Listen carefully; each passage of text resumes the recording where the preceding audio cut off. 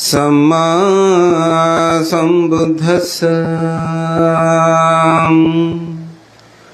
पूजाराहि पूजयात बुद्ध्यादिव शावके समन्ते समतिक्कन्ते तिन्न शोका परिद्धवे तेतादिशे पूजयातो बुद्धयादिव शावके समन्ते समतिक्कन्ते तिन्न शोक परिद्धवे तेदातीते पूजयातो निब्बुतो अकुतो भया न शक्य पुण्य संकातुं इमित्तमापि केनचित् एतेन सच्छवाज्येन होतु ते जयमङ्गलं ते।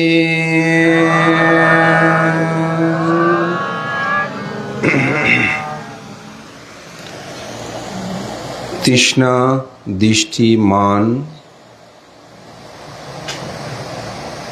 এই সমস্ত কিছু যারা অপনোদন করেছেন, ধ্বংস করেছেন, সেই পূজার্ঘ ব্যক্তিগণকে যারা পূজা করেন তাদের পুণ্যের কখনো পরিমাপ করে শেষ করা যায় না। আজ সেই তথাগত বুদ্ধের মহান শ্রাবক সঙ্গের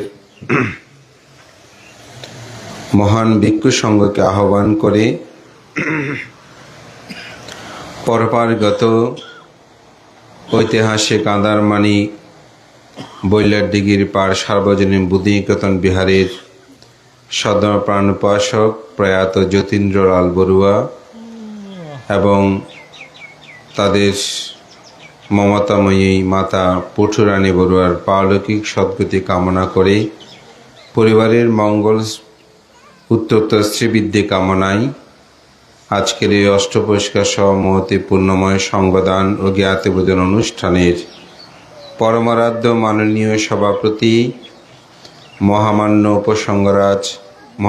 সঙ্গরাজ বাংলাদেশি বৌদ্ধদের সর্বোচ্চ ধর্মীয় গুরু, আন্তর্জাতিক খ্যাতিসম্পন্ন সাংঘিক ব্যক্তিত্ব মহানন্দ সঙ্গরাজ বিহারের অন্যতম রূপকার মহা অধ্যক্ষ পরম শ্রদ্ধেয় শাসনস্তম্ভ বিচিত্র ধর্মকতিক মহামান্য সঙ্গরাজ ভান্তে, উপস্থিত আজকের অনুষ্ঠানের প্রধান অতিথি মহামান্য উপসঙ্গরাজ সদ্ধর্ম বারিদি, ত্রিপিটক বিশারদ পরম শ্রদ্ধেয় ভান্তে, উপস্থিত গৈরা শান্তি বিহারের সুযোগ্য বিহার অধ্যক্ষ পরম শ্রদ্ধেয় ভান্তে এবং সঙ্গরাজ ভিক্ষু মহামণ্ডলের প্রাক্তন সাধারণ সম্পাদক শ্রদ্ধেয় ভান্তে সহ প্রমুখ সঙ্গের প্রতি বিনম্র চিত্তে শ্রদ্ধা অর্ঘ্য বন্দনা নিবেদন করছি।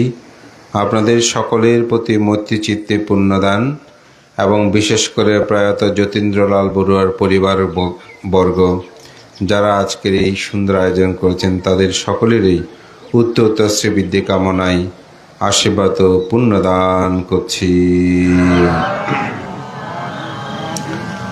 বোধিনিকেতন বিহারের অধ্যক্ষ সত্যশ্রী ভিক্ষু আমার দর্শনার পূর্বে অনুষ্ঠান শুরু হওয়ার আগেই তিনি একটি কথা বললেন, ভান্তে আজকের এই আয়োজনটা এখানে জ্ঞাতিগণকে স্মরণ করলেও কিন্তু মূলত আজকের আয়োজন হচ্ছে সঙ্গরাজকে পূজা করা।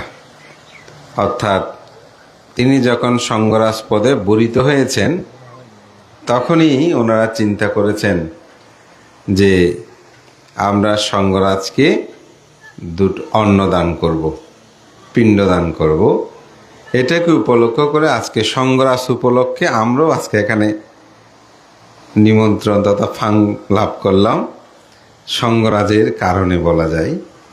তো এটা আসলে আমার কাছে খুব অবাক লাগলো। এই অর্থেই আমি জিজ্ঞাসা করলাম সঙ্গরাজের কোনো আত্মীয় হয় কিনা, ঘনিষ্ঠ। বর্ধমানতে তাও নয়, তবে শুধু সঙ্গরাজকে পিণ্ডদান করার জন্য আজকের এই মুহূর্তে আয়োজন। তো আসলে সঙ্গের রাজা হওয়া এটা অনেক অনেক পুণ্য পারামির দরকার আছে। এটি এত সহজ নয়। আমাদের সমাজ গগনে এমন কিছু মহাপণ্ডিত ভিক্ষু সংঘ যারা বিশাল অবদান রেখেছেন এবং তাদের সব্যসাচী জীবন অর্থাৎ যেখানে হাত দিয়েছেন সেখানে সোনা ফলেছে, স্বধর্মের কল্যাণ সাধন হয়েছে, সেরকম অনেকের পক্ষে সম্ভব হয়নি সঙ্গরাজ হওয়া। তো সঙ্গরাজের মাহাত্ম্যতা আমি একজন ভান্তে দিয়েই দুই এক জায়গায় বলেছি, আজকে একটু বলি যেহেতু সঙ্গরাজ পূজা আজকের আয়োজন। আমাদের পরম শ্রদ্ধেয় সপ্তম সঙ্গরাজ অবৈতিষ্য মহস্তবীর মহোদয় তিনি যখন উনয়নপুরা লঙ্কারাম বিহারে আসতেন, সেখানে তখন আর্য শ্রাবক হিসেবে খ্যাত জ্ঞানীশ্বর মহস্তবীর আপনার নাম শুনেছেন। এই জ্ঞানীশ্বর মহস্তবীর তিনি তখন অধ্যক্ষ পদে সেখানে ছিলেন। তো ভান্তে তো সাধক প্রবর এবং তার সাধনালব্ধ জীবন আদর্শন সম্পর্কে ভিক্ষু সংঘ সবাই জানতেন। তো সঙ্গরাজ ভান্তে যখন আসতেন তখন জ্ঞানীশ্বর ভান্তে লুটিয়ে পড়ে ভান্তেকে বন্দনা করতেন।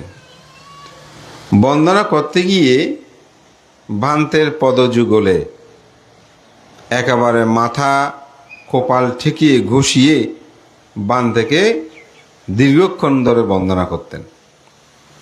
তো ভান্তে বলতেন যে আপনি তো সাধক মানুষ, আপনি কেন আমাকে একেবারে এইভাবে বন্দনা করতেছেন? তো ভান্তে বলতো, কে জ্ঞানীশ্বর ভান্তে বলতেন যে ভান্তে বহু বহু জন্ম জন্মান্তরের পুণ্য পারামি থাকলে সঙ্গরাজ হওয়া যায়। সঙ্গের রাজ তিলক সবার জীবনে বর্ষিত হয় না, আপনার জীবনে বর্ষিত হয়েছে। আপনি কত পুণ্যবান সত্তা, এটাকে সাধারণের পক্ষে বর্ণনা করা সম্ভব? আপনার যে স্পর্শ পেয়েছি, আপনার পদযুগলে যে আমার মস্তক রাখার সৌভাগ্য হয়েছে, এটাই তো ভান্তে মহাপুণ্যের কথা। এই জন্যই ভান্তে আমি আমার কপাল ঠেকিয়ে আপনার পদযুগলে আমি বন্দনা নিবেদন করি। তো সেজন্য সঙ্গরাজ এটি এত সহজ বিষয় নয়, এটি বহু বহু জন্ম জন্মান্তরের পুণ্য পারমে থাকলে। আমাদের বাংলাদেশে এমন হয়েছে, সঙ্গরাজ প্রয়াত হয়েছেন, আরেকজন সঙ্গরাজ হবেন, সিরিয়ালে আছে না, মানে ওয়া বর্ষায় যোগ্যতায় ওনার অন্ত্যেষ্টিক্রিয়া হওয়ার সময় তিনি সঙ্গরাজ হবেন, কিন্তু অন্ত্যেষ্টিক্রিয়া হওয়ার আগেই উনি উপসংগরাজ অবস্থায় মৃত্যুবরণ করেছেন, তিনি আর সঙ্গরাজ হতে পারে নাই। এটা এমন একটি পুণ্য লাগে, কারণ সঙ্গের রাজা হওয়া। আপনার দেবদত্তের নাম শুনেছেন? তো দেবদত্ত বুদ্ধের সাথে বিরোধিতা করার বহুবিধ কারণের মধ্যে আরেকটা কারণ ছিল, সেটা হচ্ছে বুদ্ধ আপনি যখন মৃত্যুবরণ করবেন তখন সঙ্গের প্রধান কে হবে, অর্থাৎ রাজা কে হবে? তো বুদ্ধ বলেছিলেন যে সঙ্গের রাজা কে হবে এটা সঙ্গ নির্বাচন করবে। তো বুদ্ধ এটা উত্তরাধিকারীভাবে কাউকে দিয়ে যায়নি, অথচ সারিপুত্র মোগলা অনেকে ছিলেন না, ওনাদের কাউকে বুদ্ধ দিয়ে যায়নি। মহাকাশ্যপ ছিলেন যিনি বুদ্ধের মুখাগ্নি করেছে আমরা বলি না, তাকেও বলেনি যে মহাকাশ্যপ আমার কি হবেন, সঙ্গের প্রধান হবেন, এটাও বলে নাই। বুদ্ধ বলেছিল যে সঙ্গই নির্বাচন করবে কে সঙ্গকে শাসন করবে, পরিচালনা করবে। তবে ত্রিপিটকে সেখানে রাজা শব্দটা নাই, পরবর্তীতে এটা সঙ্গের প্রধান, অর্থাৎ সঙ্গের প্রধান মানিত রাজা। এই জন্য আমরা বলছি না বাংলাদেশে বৌদ্ধদের সর্বোচ্চ ধর্মীয় গুরু সঙ্গের প্রধান। তো এই কারণে দেখা যায় সঙ্গের প্রতি বুদ্ধের যে নির্দেশ, সঙ্গই সিদ্ধান্ত নেবেন। তো সঙ্গই সিদ্ধান্ত নিয়েছেন আজকের যিনি সঙ্গরাজ, তিনি সঙ্গরাজ হবেন, এটা সঙ্গই সিদ্ধান্ত। সুতরাং সেই সঙ্গরাজকে পূজা করার জন্য যে এই যতীন্দ্রবাবুর পরিবারের মধ্যে এই চেতনাটা উৎপন্ন হয়েছে, এটি আমার কাছে খুব অবাক লেগেছে। আমরা সাধারণত পিতা মাতা জ্ঞাতে মৃত্যুবরণ করলে কোনো কিছু একটি প্রাপ্ত হলে সেটাকে উপলক্ষ করে আমরা অনুষ্ঠানের আয়োজন করি। যদিও আজকে এখানে এগুলো লিখেছেন, কিন্তু মূল বিষয়টা হচ্ছে সঙ্গরাজকে পূজা করা, সঙ্গকে অন্নদান, সঙ্গের রাজাকে অন্নদান করা। তা আমি তাদের এই মহৎ চেতনাকে আমি সাধুবাদ জানাই। সারিপুত্র মহামোগলায়ন, সারিপুত্র এবং বুদ্ধের একটি সুন্দর কথোপকথন আছে। সেই কথোপকথনটা হচ্ছে, ভিক্ষু সঙ্গরা সবাই বসেছেন, তো সেখানে বলছে, হে ভিক্ষুগণ, হে আনন্দ, আমি যদি সারিপুত্রকে দান করি দানের ফল বেশি হবে, নাকি সারিপুত্র আমাকে দান করলে দানের ফল বেশি হবে? তা আমরা তো সাধারণত মনে করি যে সারিপুত্র যদি বুদ্ধকে দান করে সে দানফল বেশি হবে বলে আমরা মনে করি সাধারণত, তাই না? বুদ্ধ এই কথা শুনে সবাই সেখানে নিশ্চুপ, সারিপুত্র থেকে শুরু করে সবাই। তো বুদ্ধ কি বললেন? বুদ্ধ বললেন, হে ভিক্ষুগণ, হে আনন্দ, আমি যদি সারিপুত্রকে দান করি সে দানফল হবে বেশি। আমাদের চিন্তা চেতনার সাথে একটু উল্টো হয়ে গেল না? আমরা তো মনে করি আমি যদি সঙ্গরাজ বান্ধবকে দিই তাহলে আমার পুণ্য বেশি হবে, তাই না? কিন্তু এখন বুদ্ধ বলছেন, আমি যদি সারিপুত্রকে দান করি সে দানফলটা হবে বেশি। তো কারণ আছে না? কারণ কি? বুদ্ধ বলছেন, দান সম্পর্কে আমি যেরূপ জানি সেরূপ তো সারিপুত্র জানে না। আমি দান সম্পর্কে জেনেই আমি যখন এই দান করব, সুতরাং তার চেয়েও আমার দানের পুণ্য পারামিটা বেশি হবে। এই জন্য বুদ্ধ ধর্ম দর্শন বিচে দানাং দাতাব্বাং ইয়াথা দিন্নাং মহাপ্পালাং, বিচার করে দান করলে সে দানফল বেশি হয়। কেন? দাতাকে উন্নত হয়, দাতাকে জানতে হবে। দান যেমন তেমন করে করলে হবে না। দান করার সময় দাতাকে দান সম্পর্কে জ্ঞান থাকতে হবে। তা আমি মনে করি আজকে যতীন্দ্রবাবুর পরিবার তারা একটা প্রজ্ঞার জ্ঞানের পরিচয় দিয়েছেন যে না, তিনি সঙ্গরাজ হয়েছেন, আমরা সঙ্গরাজকে পূজা করব। তো এইটা দান সম্পর্কে ওনারা সচেতন, রাজা সম্পর্কে সচেতন, সঙ্গের প্রধান সম্পর্কে তাদের মধ্যে এই জ্ঞান উৎপন্ন হয়েছে বলেই আমি মনে করি ব্যক্তিগতভাবে এই পূজার আয়োজন এটি বিরল। হয়তো সেদিন গত 20শে ফেব্রুয়ারি, 19 এবং 20 ফেব্রুয়ারি মহানন্দ মহামণি পাহাড়তলি সঙ্গরাজ বিহারে সেখানে বিশাল পূজা হয়েছে। এটা হচ্ছে সামগ্রিকভাবে পূজা, পারিবারিক কোনো পূজা নয়। এটা গ্রামে ভান্তে দীর্ঘ 35 বছর সেখানে ছিলেন, সেখানে অবস্থান করেছেন, ধর্মদান করেছেন, হিত সাধন করেছেন। হয়তো তাদের বিহারাধ্যক্ষ সেই হিসাবে চিন্তা করে এই আয়োজন করেছেন। কিন্তু এই পরিবার তো এটা না করলেও হতো, বলে ভান্তে তো বলে নাই আমি সঙ্গরাজ হয়েছি, আমাকে তোমরা পূজা করো।